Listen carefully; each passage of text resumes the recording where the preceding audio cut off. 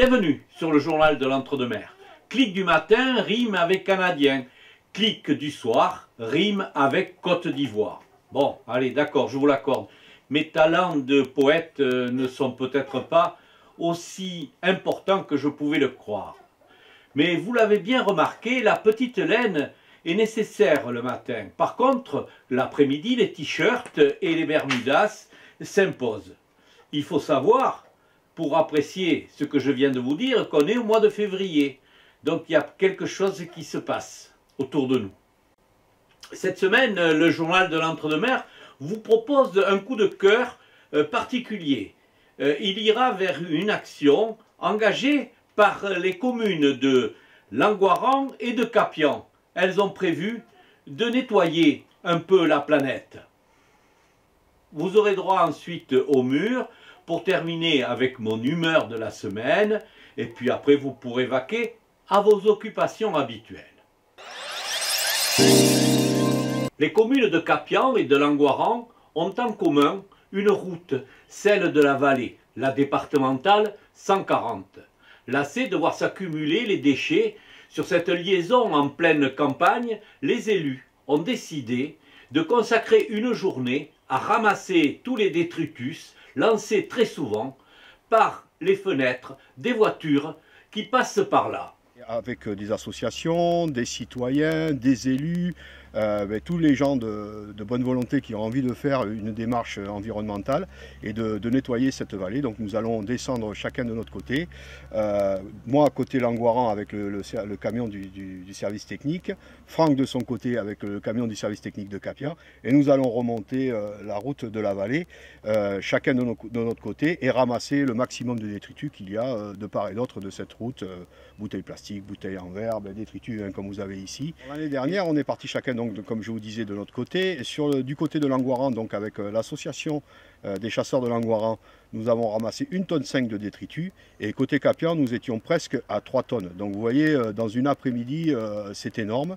Et le soir donc nous avons convergé, avec la pesée on a pu savoir réellement l'impact que nous avons pu faire sur l'environnement en ramassant tous ces déchets. Rendez-vous donc samedi 14 h place de la mairie de Capian, et puis à la fin de cette journée, écoutez, on boira un pot de l'amitié avec tous les participants. Alors je vous invite à venir nombreux nous rejoindre ce samedi. Je pense que le temps va être au beau fixe. Alors venez avec vos gilets jaunes, hein, c'est de rigueur en ce moment, les gants bien entendu, puis nous on vous mettra à disposition des sacs poubelles jaunes pour les tris bouteilles plastiques et cartons, et puis pour les ordures ménagères et autres détritus, des sacs noirs. Voilà, on vous attend nombreux, merci.